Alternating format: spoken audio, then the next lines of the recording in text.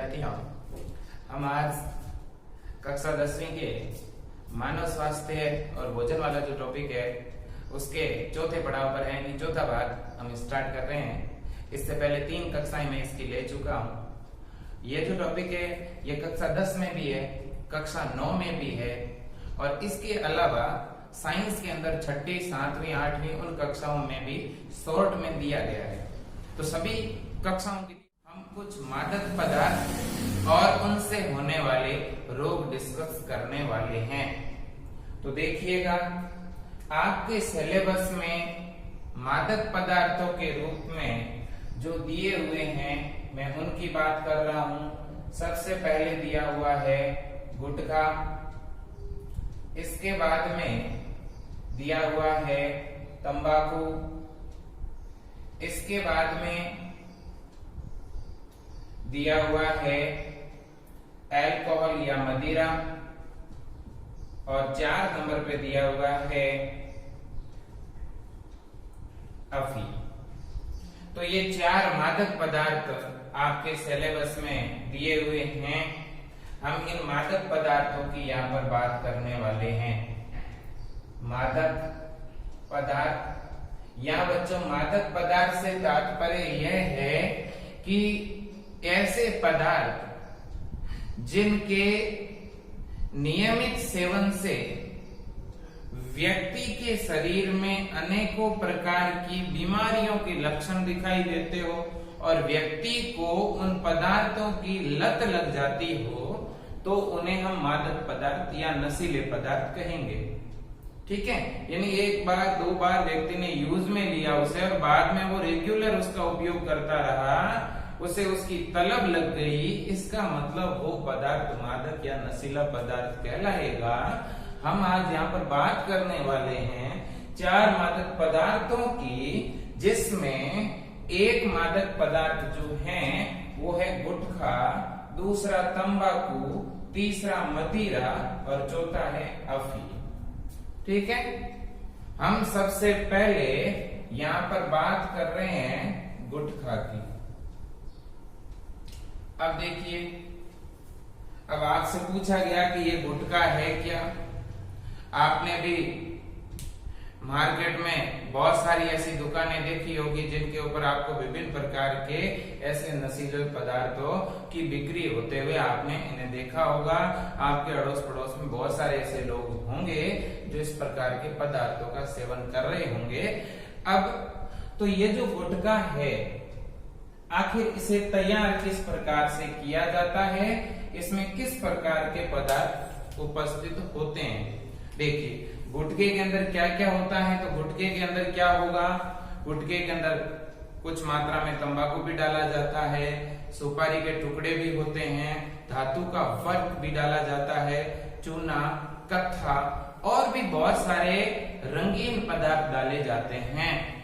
ठीक है, तो ये चीजें इसके अंदर होगी।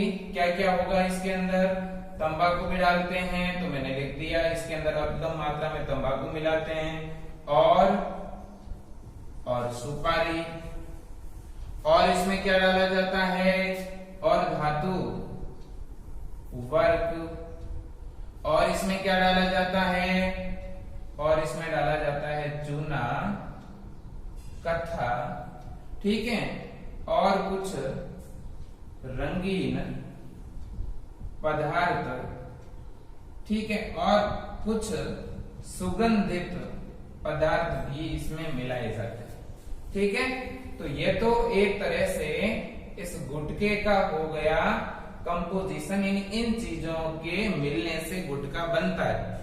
ठीक है, अब हम बात कर रहे हैं इसका सेवन।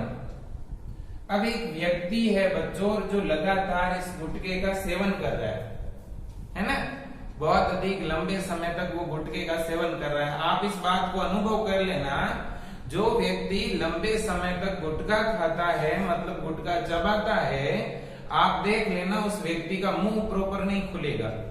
उस व्यक्ति का जो जबड़ा है वो यहाँ से जाम हो जाएगा पूरा, इसलिए उसका मुंह ढंग से खुलेगा नहीं। तो कहीं ना कहीं उस व्यक्ति के जबड़े की जो पेशियां हैं वो कठोर हो जाती है, सख्त हो जाती है। तो फिर इस बीमारी को हम क्या कहते हैं? इस बीमारी को बोलते हैं सब म्यूकस फाइब्रोसिस। क्या बोलते हैं बच्चों? सब म्यूकस फाइब्रोसिस। तो इसके अत्यधिक सेवन से जो रोग होगा उसका नाम है सब म्यूकस फाइब्रोसिस।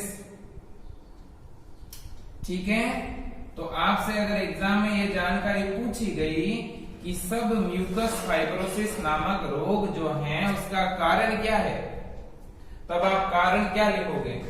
तंबाकू का सेवन लिखोगे कि गुटखे का सेवन लिखोगे?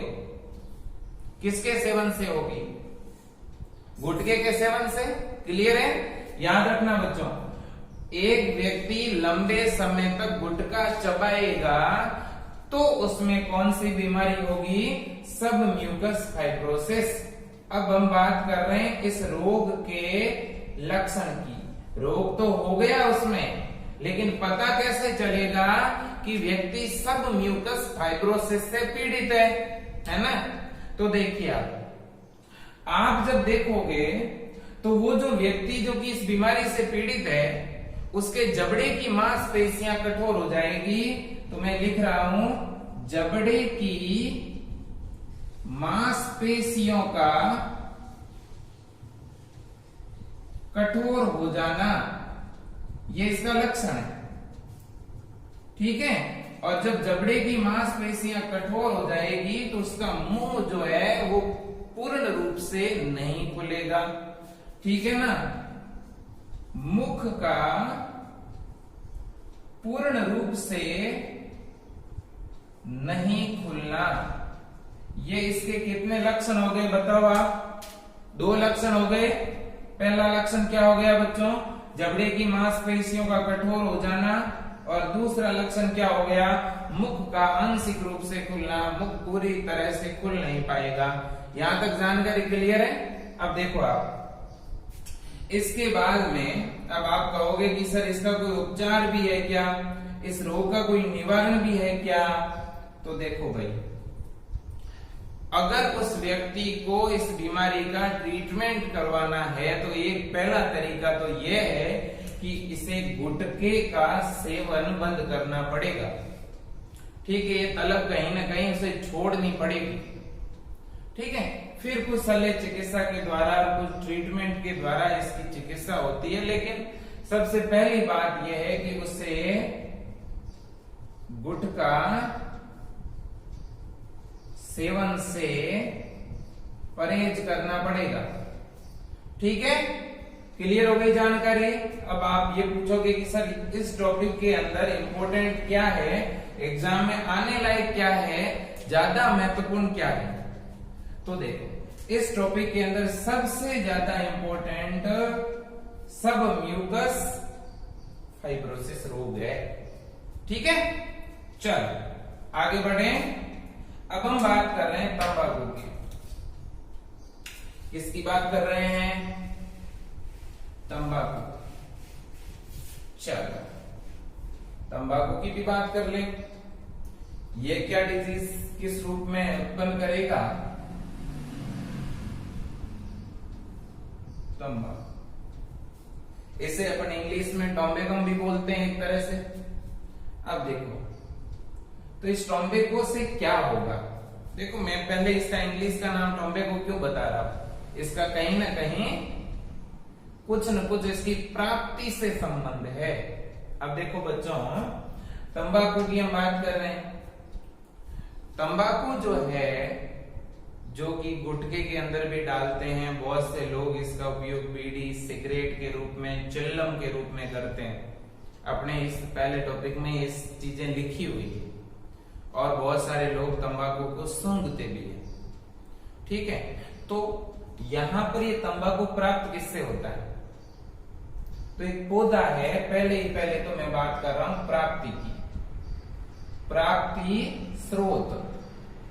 ठीक है, तो देखिए तंबाकू जो है वो एक पौधे से प्राप्त होता है और उस पौधे का नाम है निकोटिएना टोबेकम। क्या नाम है? निकोटिएना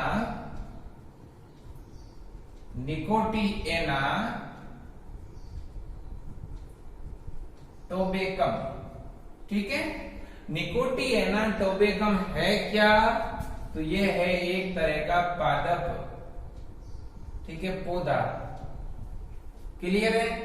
अब इस पौधे का कुल, ये भी मैं लिख देता हूं, ये किस कुल का पौधा है? पादप कुल। ये मोस्ट जानकारी बता रहा हूं बच्चों सारी। जैसे अपने यहाँ पर चारों तरफ बहुत सारे पौधे हैं, जैसे नीम है, केजड़ी है, तो इनके साइंटिफिक नेम है, इनके वानस्पतिक नाम है। जैसे हमारा नाम होमो सेपियंस है, जैसे खेजड़ी का नाम प्रोसेपिस सिनेरेरिया है, इसी तरह से तंबाकू के पौधे का नाम निकोटिएना टोबेकम है। क्लियर है? अब देखो, अब आप कहोगे कि सर हम याद कैसे करें इसे? तो याद करने का बड़ा सरल तरीका है। तंबाकू को इंग्लिश में टोबेको तो बोलते हैं अपन, तो टोबेको से टोबेकम। क्लियर है? निकोटिएना, तो देखो ये जो तंबाकू होता है, इस तंबाकू के अंदर एक नशीला पदार्थ होता है, एक मादक पदार्थ होता है, और उस मादक पदार्थ को हम निकोटीन बोलते हैं। तो निकोटीन इसके अंदर है, और पौधे को टोबेकम बोल रहे हैं अपन, तो हो गया ना निकोटिएना टोबेकम, है ना? ये जो है ना, आप एक बात समझ लें कि एक साइंटिस्ट का, मैं थोड़ी सी डिटेल बता दूं, ये जो मैंने नाम लिखा है, जैसे मनुष्य का नाम होमो सेपियंस है, इस विश्व के अंदर जितने भी जीव है, जिसमें जो पौधे और जो प्राणी है, यानी जंतु है, उनके पूरे विश्व में एक स्पेसिफिक पहचान देने के लिए कैरोलस लिनियस नाम के वैज्ञानिक ने एक द्विपद नाम पद्धति, यानी बाइनोमियल नोमेनक्लेचर बताया था, द्विपद नाम पद्धति प्रस्तुत की थी। उसके अनुसार किसी भी पौधे या प्राणी का नाम दो पदों से मिलकर बना हुआ होगा, जिसमें पहला पद उस जीव का वंश और दूसरा पद उस जीव की जाति होगी। तो यहां वंश कौन सा है? निकोटिएना। जाति कौन सी है? टोबेकम। मैं आपसे क्वेश्चन पूछ रहा हूं, बताओ तंबाकू के पौधे का वानस्पतिक नाम, तब आपका आंसर क्या होगा? निकोटिएना टोबेकम। बताइए तंबाकू के पौधे के वंश का नाम, तब आप क्या बोलोगे? निकोटिएना। बताओ जाति का नाम, तब आप क्या बोलोगे? टोबेकम। अब देखो इसका वंश, इसका कुल, तो इसका कुल है सोलेनेसी। कुल का नाम क्या है? सोलेनेसी। तो ये किस कुल का सदस्य है भाई? ये सोलेनेसी कुल का सदस्य है। इस सोलेनेसी कुल के अंदर आलू, बैंगन शामिल है। आलू जिसे हम सोलेनम ट्यूबरोसम बोलते हैं, है ना? तो यहां पे सोलेनेसी इसका कुल हो गया। क्लियर है? अब इसके अंदर एल्केलॉइड कौन से हैं? एल्केलॉइड। अब देखो ये नाम है आईएमपी। एल्केलॉइड का मतलब है इसमें नशीले पदार्थ कौन से हैं, मादक पदार्थ कौन से हैं। ठीक है, हम उनकी बात कर रहे हैं। अब मैं एल्केलॉइड को रेड पेन से लिख रहा हूं क्योंकि ये घातक है। ठीक है, तो एल्केलॉइड जो इसमें होता है उसका नाम है निकोटीन। क्या नाम है उसका? निकोटीन। ठीक है, निकोटीन पाया जाता है तंबाकू के अंदर। क्लियर है? अब इसके बाद में आपसे एक जानकारी और शेयर करना चाहता हूं। ये जो तंबाकू है, ये पौधे का कौन सा भाग है? ये जड़ है, तना है, पत्ती है, बीज है, फल है, पुष्प है, कौन सा भाग है? किससे बनता है? ठीक है, तब आपका जवाब होना चाहिए पर्ण, पत्ती। ठीक है ना? तंबाकू जो है वो पौधे के पर्ण वाला भाग है, पत्तियों वाला भाग है। यानी जब तंबाकू की खेती की जाती है तो पत्तियों को जो है पौधे से अलग करते हैं, फिर उसे सुखा करके और तंबाकू बनाते हैं।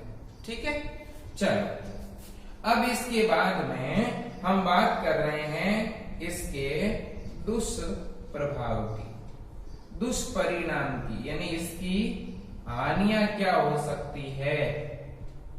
अब देखिए भाई, अब आपको ये तो पता है कि ये नशीले पदार्थ है, एक व्यक्ति इनका अधिक समय तक सेवन करेगा तो शरीर में बहुत सारे विकार उत्पन्न होंगे। और आपने देखा होगा कि तंबाकू के जितने भी पाउच आते हैं मार्केट में, उनके ऊपर लिखा होता है बड़े शब्दों में कि तंबाकू सेवन से कैंसर होता है। फिर भी व्यक्ति उस बीमारी को, उस कैंसर को खरीद करके अपने घर के अंदर लेके आता है और अपनी जेब में रखता है 24 घंटे। ठीक है, तो कहीं ना कहीं व्यक्ति देख करके भी नादान बन रहा है, जो अपने आप में एक बहुत बड़ी बीमारी को दावत देना है। क्योंकि कैंसर जैसी लाइलाज बीमारी, जिसकी वजह से बहुत सारे लोग प्रतिदिन हमारे देश में अपनी जान गंवा रहे हैं, किसकी वजह से? तंबाकू और तंबाकू पर आधारित उत्पादों की वजह से। ठीक है, अब देखिए बच्चों, तो फिर इसकी हानियां कौन कौन सी है? आपको पता होगा बहुत सारे लोग बीड़ी, सिगरेट वगैरह जो हैं, उससे जैसे ही उसका धुआं अंदर लेते हैं तो वो धुआं कहाँ जाता है? फेफड़ों के अंदर जाता है। तो पहली बीमारी कहाँ होगी बच्चों, आप बताओ? फेफड़ों के अंदर। तो इसका मतलब फेफड़ों का कैंसर हो सकता है व्यक्ति को। ठीक है, दूसरी बात, जब कोई व्यक्ति जर्दे का सेवन करता है तो ऐसी परिस्थिति में वो उसे चबाता है या होठों के अंदर कहीं रखता है, तो फिर क्या होगा? उसे जीभ का या गले का कैंसर हो जाएगा। ठीक है, तो इस तंबाकू के सेवन से व्यक्ति को जीभ का, गले का और फेफड़े का कैंसर हो जाता है। ठीक है, तो मैं यहाँ पहला पॉइंट तो ये लिख रहा हूं कि विभिन्न प्रकार के कैंसर जैसे जीभ, गला आदि। तो पहला दुष्परिणाम क्या हो गया बच्चों? पहला दुष्परिणाम यह है कि इसका अगर आप सेवन करोगे तो व्यक्ति के अंदर कैंसर जैसी भयानक बीमारी हो जाएगी। वो चबाएगा तो उसे उसमें जीभ का, गले का, जबड़े का, ठीक है, फेफड़े का कैंसर हो जाएगा। पहली जानकारी क्लियर हो गई। दूसरा जो दुष्प्रभाव है वो है व्यक्ति में श्वसन संबंधी विकार। श्वसन संबंधी विकार, व्यक्ति जो है उसके जो फेफड़े हैं वो इतने ज्यादा कमजोर हो जाते हैं इस तंबाकू का धुआं सूंघने से कि व्यक्ति प्रॉपर मात्रा में श्वास ही नहीं ले पाता। व्यक्ति थोड़ा सा चल के जाता है तो श्वास फूल जाती है उसकी, खांसने लगता है। ठीक है ना, तो कहीं ना कहीं श्वसन से संबंधित बहुत सारी बीमारियां हो जाती है। ठीक है, अब देखिए तीसरी जानकारी यह है कि यदि गर्भवती महिला तंबाकू का सेवन करती है तो उसके गर्भ के अंदर जो बच्चे का परिवर्तन हो रहा होता है उस पर भी दुष्प्रभाव दिखाई देता है, उसका ढंग से विकास नहीं होता है। ठीक है, तो गर्भवती महिला के गर्भ का विकास क्या हो जाता है? अवरुद्ध। ठीक है, जो गर्भवती माता है उसका जो गर्भ है वो इससे पूरी तरह से प्रभावित हो जाता है। ठीक है, तो ये इसके दुष्परिणाम है, ये इसके दुष्प्रभाव है। अगर व्यक्ति तंबाकू का सेवन करेगा तो उसके शरीर के अंदर ये आपको बीमारियां देखने को मिलेगी। साथ ही साथ वो शारीरिक रूप से, वो मानसिक रूप से, वो आर्थिक रूप से कमजोर होता जाएगा। ठीक है, तो ये आपको याद रखना है। ठीक, पाचन संबंधी उसमें बहुत सारे विकार हो जाएंगे। ठीक है, चलो अब हम बात कर रहे हैं, ठीक है, हम किसकी बात कर रहे हैं? ओपियम या अफीम। देखिए बच्चों, सबसे पहली और जो प्रमुख बात है वो है इसकी प्राप्ति की, कि ये प्राप्त किससे होगा। तो देखो बच्चों, अफीम एक पौधे से प्राप्त होता है। और उस पौधे का जो नाम है वो है पेपेवर सोमनीफेरम। मैं नाम लिख रहा हूं, पेपेवर सोमनीफेरम। पेपेवर सोमनीफेरम वो पौधा है जिसके कच्चे फल की फल भित्ति में चीरा लगा करके दूध के जैसा लेटेक्स निकाला जाता है, एक तरल निकाला जाता है, और उस तरल को ही क्या बोलते हैं? अफीम।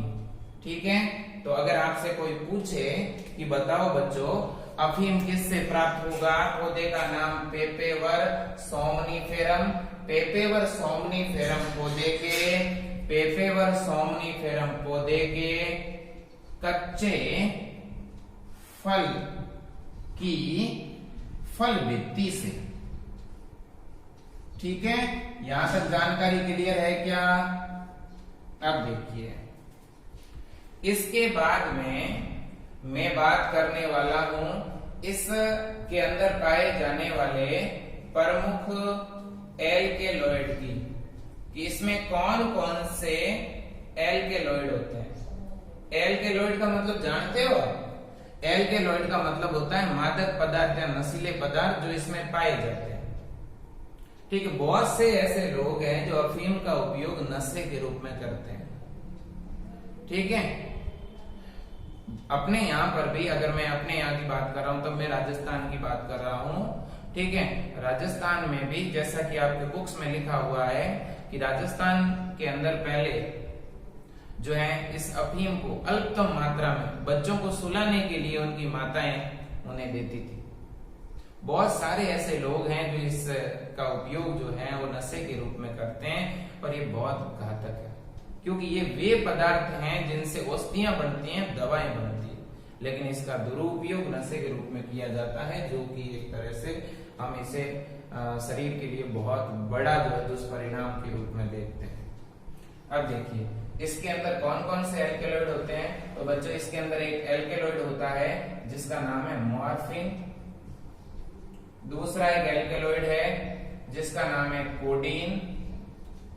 तीसरा एक एल्केलॉइड है जिसका नाम है पेपेवरीन, और एक इसके अंदर एल्केलॉइड है जिसका नाम है सोमनीफेरिन।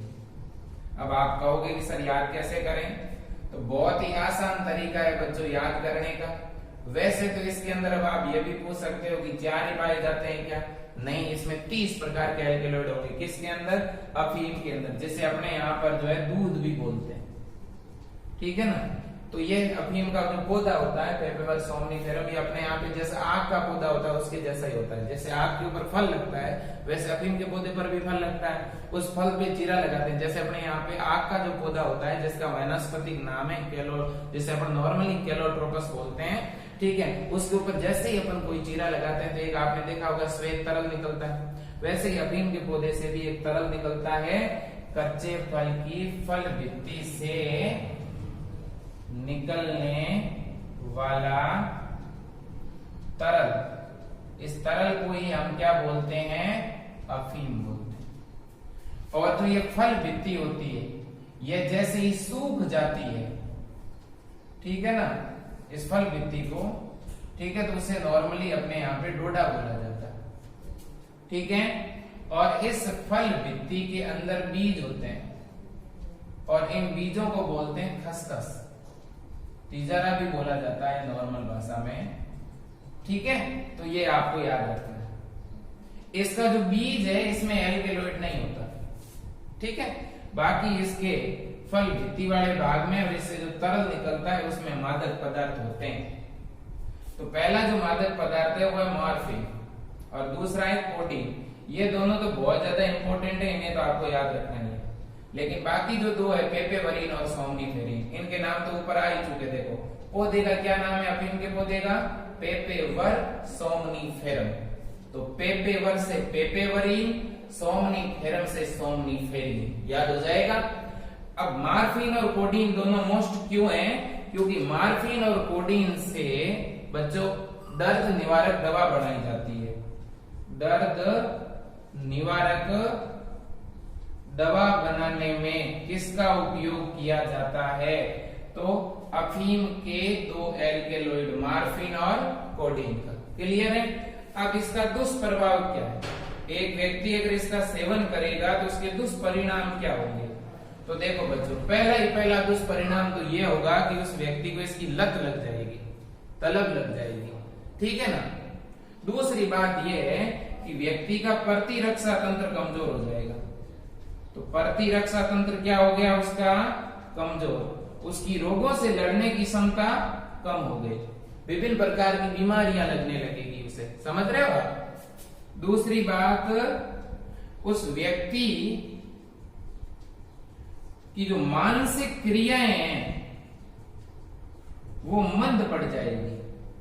ठीक है? उसका सोचने विचारने का प्रक्रम वो बहुत शिथिल हो जाएगा। ठीक है ना? इसके अलावा वो शारीरिक रूप से भी, ठीक है, एक तरह से क्या होने लगेगा? कमजोर होने लगेगा। ठीक है ना? और बच्चों इसके अलावा भी आर्थिक रूप से, क्योंकि बहुत ज्यादा उसे धन खर्च करना पड़ेगा इसके लिए, तो वो आर्थिक रूप से भी तो कमजोर ही होगा। ठीक है? साथ ही साथ उसकी जो सामाजिक प्रतिष्ठा है वो भी धीरे धीरे कम होगी। ठीक है? तो एक तरह से ये घातक पदार्थ है, शरीर के प्रतिरक्षा तंत्र को कमजोर करता है, मानसिक क्रियाओं को कमजोर करता है। ठीक है? अब ये इससे रिलेटेड अगर आपके सामने क्वेश्चन आए तो मुझे ये लगता है कि आप आंसर देने की स्थिति में होंगे ही। एक तो ये पौधे का नाम, तो नाम हो गया पेपेवर सोमनीफेरम। ठीक है? प्राप्त हुआ किससे? उस फल के फल भित्ति से निकलने वाला तरल। फल भित्ति को क्या बोलते हैं? डोडा। इसके अंदर बीज है जो उसे क्या बोलते हैं? खसखस। इस अफीम के अंदर जो ये तरल है इसके अंदर कुछ नशीले या मादक पदार्थ है। कौन कौन से? वैसे तो 30 से भी अधिक प्रकार के हैं, लेकिन मॉर्फिन, कोडीन, पेपेवरीन और सोमनीफेरिन। और एक मैंने आपको बताया था तंबाकू के अंदर एल्केलॉइड होता है, उसका क्या नाम था? निकोटीन। ठीक है बच्चों? तो ये तो बात हो गई ओपियम की यानी अफीम।